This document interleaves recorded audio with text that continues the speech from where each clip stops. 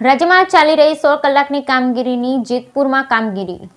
રાજ્યમાં ચાલી રહેલા 100 કલાકની જેતપુરમાં કામગીરી.